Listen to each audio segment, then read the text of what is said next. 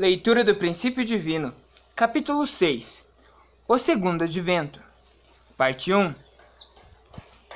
Jesus predisse claramente o seu retorno. No entanto, ele acrescentou que ninguém conhecia o dia e hora de seu retorno, nem os anjos, nem ele mesmo. Assim, frequentemente, as pessoas têm especulado sobre a data, o lugar e a forma da segunda vinda.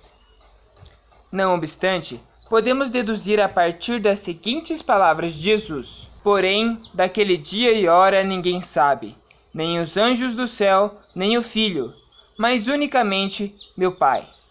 E no versículo: certamente o Senhor Jeová não fará coisa alguma sem ter revelado o seu segredo aos seus servos, os profetas. Que Deus, que conhece o dia e a hora, seguramente revelará todos os segredos sobre o segundo advento para os seus profetas antes de realizar sua obra. Embora Jesus tenha dito que o Senhor virá como um ladrão, está também escrito que para aqueles que estão na luz, o Senhor não virá subitamente como um ladrão. Quando refletimos sobre os eventos da primeira vinda de Jesus, entendemos que para os sacerdotes e os escribas que estavam nas trevas, ele veio como ladrão. Mas para a família de João Batista que estava na luz, Deus revelou claramente e com antecedência o nascimento de Jesus. Quando Jesus nasceu, Deus divulgou este segredo aos 3 sábios do Oriente, a Simão e a Ana e aos pastores. Jesus disse: e olhai por vós, não aconteça que os vossos corações se carreguem de glutonaria, de embriaguez e dos cuidados da vida.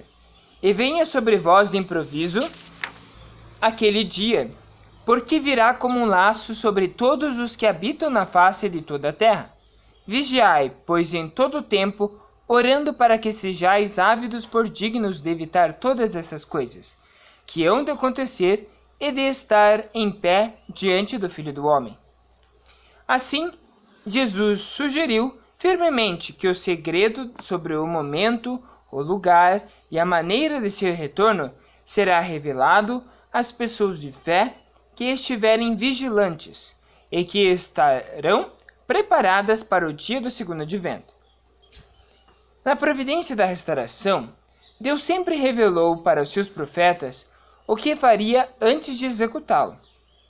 O julgamento pelo dilúvio nos dias de Noé, a destruição de Sodoma e Gomorra e o nascimento de Jesus são apenas alguns exemplos. Deste modo, em relação ao segundo advento do Senhor, Deus certamente enviará revelações para os crentes fiéis que estão na luz e têm ouvidos para ouvir e olhos para ver, como está escrito: e nos últimos dias acontecerá, diz Deus, que do meu espírito derramarei sobre toda a carne, e os vossos filhos e as vossas filhas profetizarão, os vossos mancebos terão visões, e os vossos velhos sonharão sonhos. Seção 1. Quando Cristo voltará? Chamamos o tempo do segundo advento de Cristo de últimos dias. Como já foi explicado, estamos vivendo hoje nos últimos dias. Assim podemos compreender que hoje é realmente o tempo do retorno de Cristo.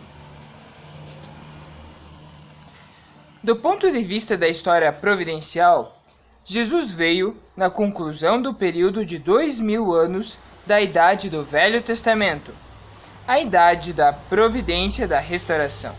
O princípio da restauração por indenização nos leva a deduzir que Cristo deve retornar no final do período de 2000 anos da Idade do Novo Testamento, a Idade do Prolongamento da Providência da Restauração, que está restaurando a idade anterior através das condições paralelas substanciais de indenização.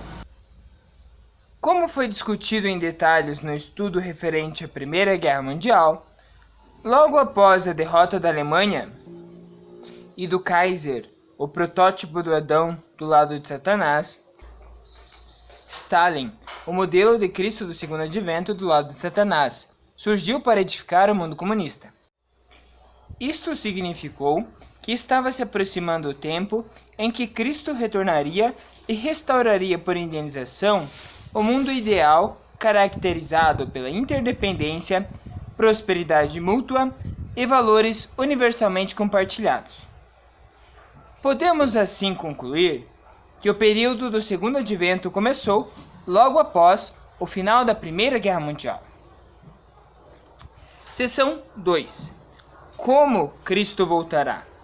As perspectivas mencionadas na Bíblia. Deus revela antecipadamente todos os assuntos essenciais de sua vontade em parábolas e símbolos, a fim de que as pessoas de qualquer época possam entender as demandas da providência para o seu tempo e para o futuro, de acordo com o nível de seu intelecto e de sua espiritualidade. O fato de Deus ter utilizado parábolas e símbolos na Bíblia resultou inevitavelmente em muitas interpretações divergentes. Esta foi a principal razão por que a Igreja cristã se dividiu. Assim, ao interpretar a Bíblia, o aspecto mais importante é encontrar a perspectiva correta. Consideremos, por exemplo, o profeta João Batista. Por 2000 anos, lemos a Bíblia com a ideia de que João Batista havia cumprido sua missão. Portanto, as passagens bíblicas referentes a João Batista pareciam apoiar esta ideia. Todavia, quando reexaminamos a Bíblia mais profundamente de um ponto de vista diferente, podemos perceber claramente que João Batista, de fato, não cumpriu sua missão. Até hoje, muitos de nós temos lido a Bíblia com a noção pré-concebida de que Jesus voltaria nas nuvens com sinais e milagres. Esta ideia está baseada em algumas palavras de Jesus, tais como: "Então aparecerá no céu o sinal do Filho do Homem, e todas as tribos da terra se lamentarão e verão o Filho do Homem vindo sobre as nuvens do céu, com poder e grande glória. E ele enviará os seus anjos com rijo clamor de trombeta, os quais se ajuntarão os seus escolhidos desde os 4 ventos, de uma a outra extremidade dos céus." Se adotarmos uma interpretação literal, a evidência bíblica parece apontar realmente nesta direção. Entretanto, a ideia de que Cristo retornará nas nuvens é totalmente inaceitável para a mente científica da Idade Moderna. Por isso, torna-se necessário sondar mais profundamente a Bíblia de outros pontos de vista a fim de atingir o verdadeiro significado de tais versículos. Esta nova perspectiva foi sugerida por nossa investigação anterior das passagens bíblicas relativas a João Batista. O profeta Malaquias havia predito que Elias retornaria antes da vinda do Messias. Como esperavam ansiosamente aquele dia, muitos judeus acreditavam que Elias, que havia ascendido ao céu, desceria do céu da mesma forma que ascendera. Contrariando suas expectativas, entretanto, Jesus corajosamente afirmou que João Batista, o filho de Zacarias, era Elias. Bom, terminamos a leitura do dia de hoje. Se vocês gostaram, deixe aqui embaixo o seu comentário. O que vocês acharam sobre o assunto? Ficaram curiosos para saber a continuação deste capítulo que fala sobre onde o Cristo do Segundo Advento irá retornar? Então acompanhe e não perca o próximo vídeo aqui do canal, Leitura do Princípio, e também se inscreva nos nossos canais Suntai Estudando Princípio e Leitura do Princípio. Até o próximo vídeo!